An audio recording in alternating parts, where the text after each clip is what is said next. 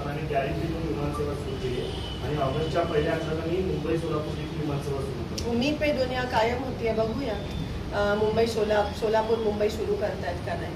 आणि ह्या विमान सेवा सुरू होण्याच्या मागे सगळ्यांचाच त्या ठिकाणी प्रयत्न आहे, सगळ्यांचं यश आहे. खरं तर विमानतळ हे कोणाच्या काळात झालं हे सगळ्यांना माहिती आहे. विमान सेवा कधी चालू झाली हे पण सगळ्यांना माहिती होणं गरजेचं आहे.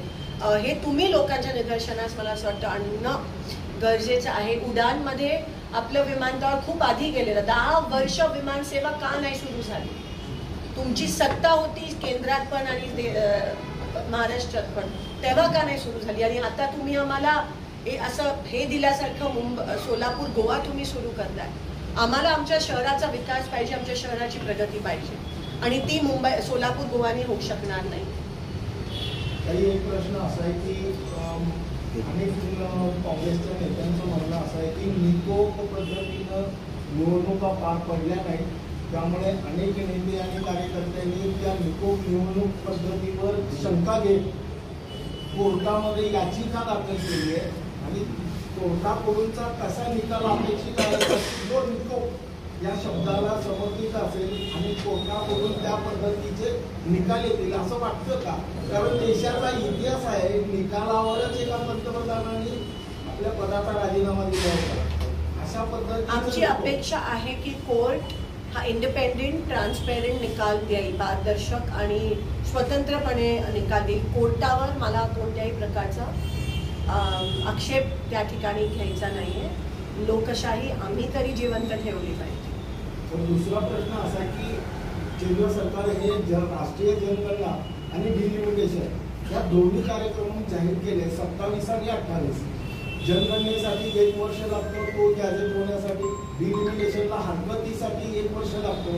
पण टाइम बॉन्डिंग असं आहे की अगदी म्हणजे 6 महिन्याच्या आतच तुम्हाला त्या दोन्ही तक्रारी द्याव्या लागतात आणि 6 महिन्यानंतर लगेच तुम्हाला निवडणुकीला सामोरं जावं लागतं. हे राजकीय स्ट्रॅटेजी आहे असं वाटतं.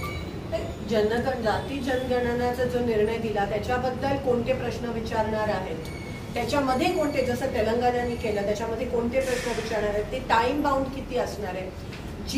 जे मंत्रालय जाती गणना जनगणना करते त्यांना पैशाची तरतूद पण निधीची तेवढी केली नाही आहे. तर हा पण एक दबावाखाली राहुलजींनी जे सातत्याने प्रिडिक्शन केलेलं त्या दबावाखाली येऊनच ही घोषणा त्या ठिकाणी केली आहे. जोपर्यंत हे होत नाही तोपर्यंत महिला आरक्षण पण देऊ शकणार नाही, तोपर्यंत डिलिमिटेशन पण होऊ शकणार नाही. तर त्याच्याबद्दल पण आम्ही स्पेशल सेशन मागतोय. आम्ही ऑप सिंदूर बद्दल पण स्पेशल ऑप सिंदूरमुळे ऑप सिंदूर मी तिन्ही आर्मी, नेव्ही आणि एअरफोर्सला सलाम करते. अतिशय इंडिपेंडेंटली त्यांनी काम केलं आणि भारताचा विजय झाला असं का जाहीर केलं नाही सरकारने, हा प्रश्न माझ्या मनात आहे. सरकार आणि CDS मध्ये जी एका पानावर नाही आहे, ते CDS म्हणतात आमची विमानं पडली आणि का पडली, कशी पडली ते महत्वाचं नाहीये, पण त्याच्यानंतर पण सरकार ते ऍक्सेप्ट करत नाही आहे. अमेरिकेच्या हातात भारत एक कठपुतली आहे का हा प्रश्न मला पडतो.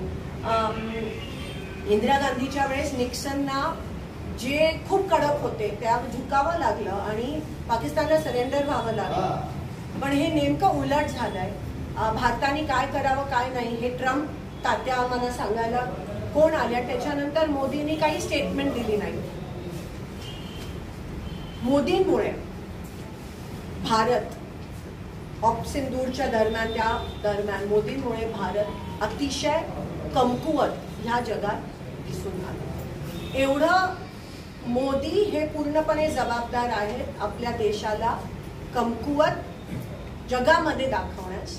कारण का जे निर्णय, जे स्टेटमेंट्स यायला पाहिजे होते ते आले नाही आणि अमेरिकेने आपल्याला आदेश किंवा इन्स्ट्रक्शन दिले की आता सीज फायर करा.